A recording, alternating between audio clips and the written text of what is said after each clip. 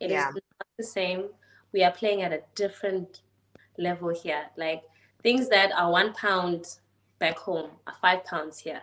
Yeah. So are gonna pay three times more the rent that you're paying back Mm-hmm. home. So these are the realities that you need to like check yourself with.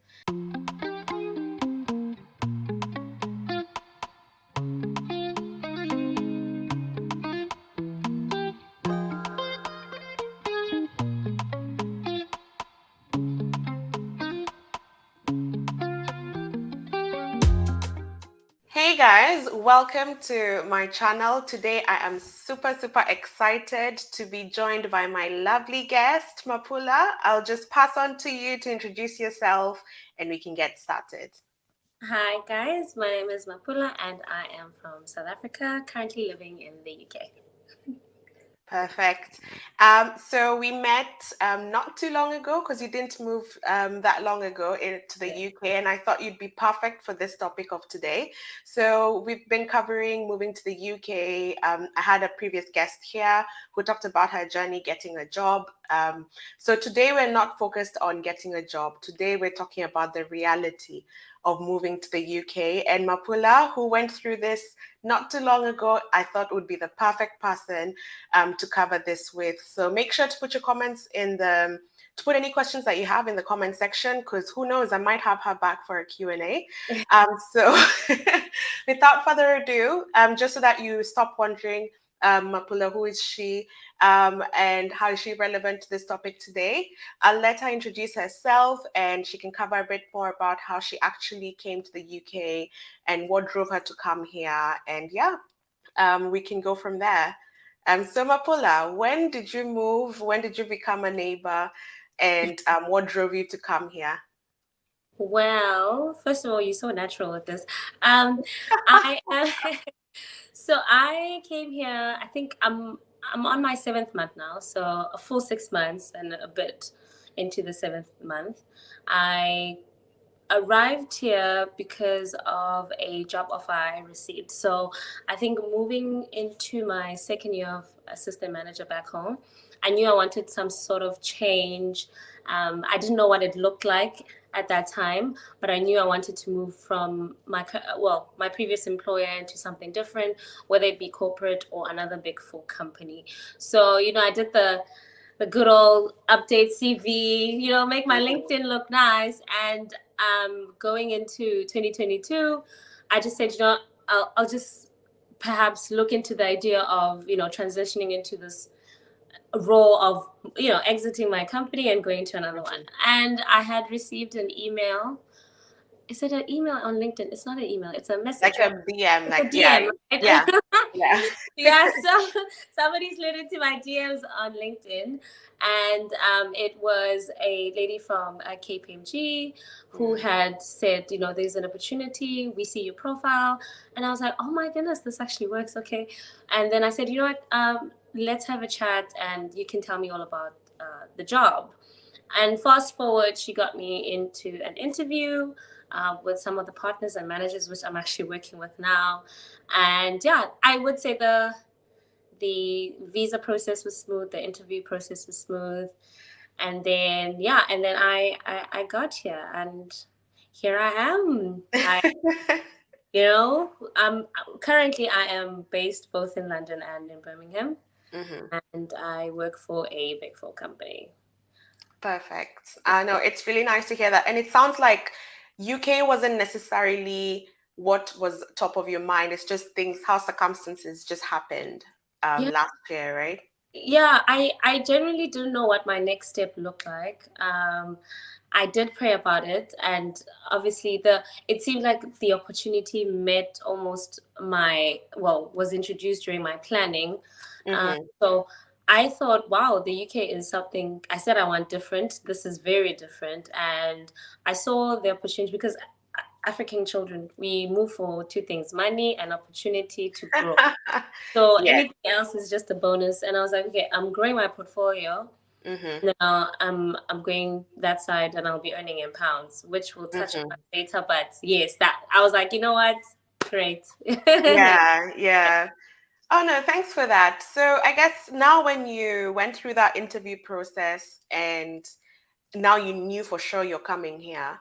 If you can just walk us Mhm. through what went through your mind, like at that point, what were your expectations? Were you excited? I guess if you can just walk us through how you were feeling right that time when you realized you're still in South Africa at that point, but now you know for sure you're coming to the UK.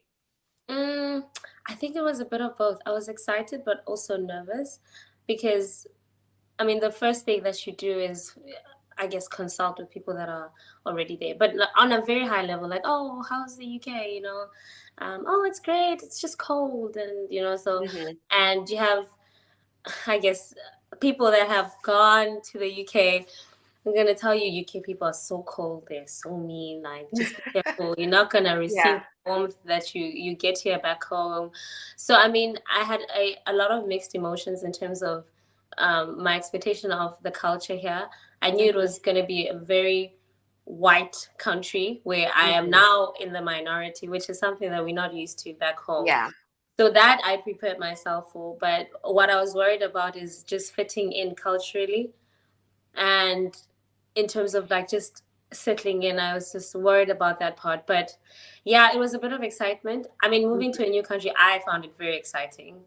I think the prospects of traveling and Yeah. being here in Europe. So Yes. I thought that Yeah. was exciting. And I guess just to also create that context so that our viewers can understand, was it your first time? Had you ever been to UK or Europe before? So it's not No, like you had any no, prior insight at all. It's just from what people were telling you, right? exactly. So I had not traveled outside my country before then. I know, Oh wow, that big was a age. big move. At my big age. At my big Yeah. age, I had not left South Africa. Hmm. And it was like, oh, well, my first international trip, I'm generally relocating. Great. Yeah. Yeah. So yeah, I had no reference to anything really. Yeah. Okay. So that really excites me to find out what you're going to tell us in our next question, about how you, when you landed, I guess that if you can walk us through that first week, first day, first month, how was it? And just tell us the truth, like the details, because I'm sure like someone who is looking to move here wants to know the reality of how it really is to move. Yeah. I'll start with like arriving. Arriving was, you know what, I put my expectation when I got off the plane. I put my expectation on zero. Mm, So please do that. I would suggest anybody to put it on zero, because what you need to actually realize that sometimes TV and media is not reality, right? mm, So I was like, you know what, I'm gonna take it one step at a time, a day at a time. So I arrived, and luckily, like obviously, with my company, I had relocation, I guess, an allowance or anything like yeah. that. So I was able to book into, the safest place I can find according to me. Mm, Bougie up there in the hotels there, Lord knows how many floors up. So arriving was very great, very mhm. grand, but it was very cold as well. So you quickly realize that it's not home. It's not home. My toes were freezing. I was just like, oh, Mm, okay, maybe it's just a bad day. No, no, it went on until just recently. yes, So yeah. that's probably the first shocker that you get here is like, oh no, this weather is actually pretty cool. So if you're moving to the UK and it's winter time, you need to like Just prepare yourself yeah. for the weather here. It's very, very cold, and people have gone home just because of the weather. Mm, Um, and then I think moving into like the it's very it's it's different from home. I always think the community where I was very conservative, very like, very approachable, mm, and they're just content, there's just a very feeling about them. So yeah. that was in like my little community. And English breakfast, Lord, I was just like, finally having an English breakfast in England. No, ma'am. Yeah, No, it's not giving. no, it's not giving. It did not give. I was just like, I can make better breakfast at home. Mm-hmm. I realized that the cuisine here, what Mm. makes it good is the different flavors from other countries. Yeah. So I quickly learned that like 2 weeks in, I was like, the food, it's not your mother's cooking. So you must Yeah. just put that in the bucket. They eat Yeah. different. Probably their palates are different from us. So I was like, ooh, okay, I'm gonna need to do a whole lot of cooking here. Mm-hmm. But the people, honestly, I think that was one thing my aunt got wrong. Like people here are really nice. In terms of like the community around me, I just even at work, I was genuinely surprised that people are very Mm. welcoming. They'll help you in the street. Like somebody can see you and be like, "When you don't look like you're from here," and Yeah. help out. I had a uh, this guy who decided just to give me a whole tour just by himself. I was just like, Oh "Don't wow. kidnap me now," because he was like, "No, let's Yeah. go this way. Let me show you around." I was just like, Oh you know, yeah. yeah, so, yeah. So those were like the first few weeks, I guess, just settling in. Those were my initial, Mm-hmm. yeah, points that I can just remember. And do you think living in city center helped you settle in well? Like, would you recommend someone else to also live in city center I when they think pass so. through? I genuinely think like the cities you're gonna quickly grow, quickly get Mm-hmm. used to the systems and Yeah. where and if you're somebody who's very sociable, the city center is the best place to live. I think people that have chosen to live on the outskirts have struggled more in terms of integrating. Even in the Mm-hmm. office, Yeah. they just struggle to integrate. They're not as known or sociable. Mm. Sometimes I think being in the city, at least even for the first few months, you don't have to. Obviously, it is much more expensive to live in the city, Yeah. but the first few months, just allow yourself just to be deep, Yeah. deep in it. So, and I think after that, then you can just just move further away. Yeah. You'll be a native. Mm. Because I also use that approach because I have been here for a few years, but Mm. then I did move to Birmingham for a job. So I was new to Birmingham. Yeah. So I lived in city center. Then literally every year or every 2 years, I move more out, like in the outskirts. But it does make sense to when you're new to a place to be where everything's happening. Exactly. And then as you get used to and get to learn the different affordable places and how things work, then you can start moving out. Yeah. Yeah. Yeah. Yeah. Mm. Okay, so now you're about, is it 9 months in the country? So seven, going on. 7. Yeah. So have things gotten better or worse the more that you stayed? You know what? Hmm. I think coming here is a personal journey. Okay, so I'll touch on like, just a few things, right? For me, I think coming here was just basically part of that experience that I wanted that was outside of what I was doing, and a drastic change. That's the stuff that I got, right? And then there's the element of being here culturally and living here and not just visiting for just 2 weeks and going back Mm, home. I think when you first get here, personally, nah, I wasn't homesick. mm, I wasn't homesick. And that's because when I left, I was excited. There was no, mm. there was that, oh, yeah, this is exactly what I wanted. Yeah, Wasn't homesick the first week. I think I got homesick only like in January. I was like, oh my gosh, I actually need to go home. yeah. So I think for me, things started on a high and then they got a little down and then they're Mm, up on a high. Some people get here and they absolutely hate it. And that's mm. the reality to say you're not going to be like somebody else who just got Yeah, here, made friends with 3 months and then, yeah. thriving. And some people just get here and they just thrive and flourish. So Hmm. you can't really compare yourself, but I generally think from the group that moved here with me, things have gotten better. Mm. And better as in like life is not easier, but now you know more. Yeah, I think financially you are like you get a very serious reality check, especially when you come here. mm, So whereas when you come here, you first get that allowance, you have a big cushion, you mm. ball out for a couple of months, and now you in the country, now you're getting your salary, just that. And then you Yeah. quickly realize, oh no, I'm not balling. I actually need to budget. Yes. I need to Yeah. start planning my life. And then you start going, wait, did I actually ask for the right amount of money? Like, what's going on? Mm, And mm, then England is like, yeah, another hike. Ooh, another hike. So, I mean, yeah. things have gotten better in the sense of, for me, the community that I've built, the friends that I have now, just making this little space a home, Yeah. that gets better. You're gonna find your place eventually, right? Yeah. In terms of your financial situation, that's on you, Mm, because you need to, and that's why you have people like me living here now, and I can tell you, like, the best time to negotiate your salary is when you move here, my darling. Don't make that mistake and of seeing a number and translating it to your local currency yeah. Yeah. and then thinking, oh, I'm gonna be balling for life, because Yeah. the money that you have here, you only can take it so far. So Mm, you need to thoroughly do your research. On top of you being excited to come here and live here and experience new cultures, does it make financial sense with the package that they're giving you to yeah. come?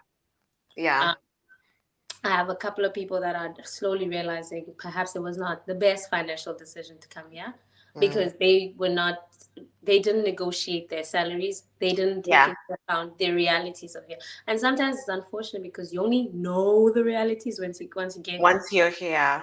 Yeah. So Yeah. these type of, I guess, discussions are very important to say, consult, ask them how much you paying for rent, and Mm, then look at your salary and be like, if that's more than 50% of your salary, babe, you either yeah. negotiate or you wait for a better offer. Yeah. So, yes, socially things will get better, but financially, I think that's the biggest stress. You need to make sure that whatever offer you're accepting is actually enough to sustain you. And remember, Yeah. depending on where you are in life, some people have mortgages back home, some Mm-hmm. people are supporting families. That's not going to get better if your salary is not cutting it, unfortunately. You're going to live hand to mouth. Yeah. You don't want to live hand to mouth because we're going to see you. Mm-hmm. It's going to be skinny, your lips are going to be dry. We're gonna see that you're struggling. So don't do that to yourself. Don't do that. Yes, And you are worthy. The fact that you got even the interview, you are worthy. exactly. Yeah. You have the skills. So don't accept something that's gonna like put you at a disadvantage just for the sake of being here.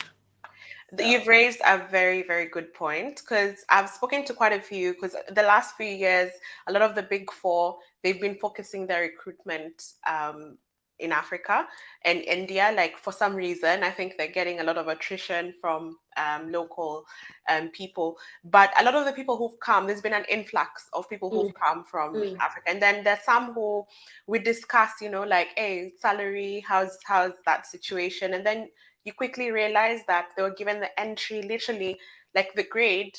Every grade has a range of salary, mm, and you mm. can tell they were given the entry level one. Yet this is someone maybe who has 2 years experience, 3 years experience in that role.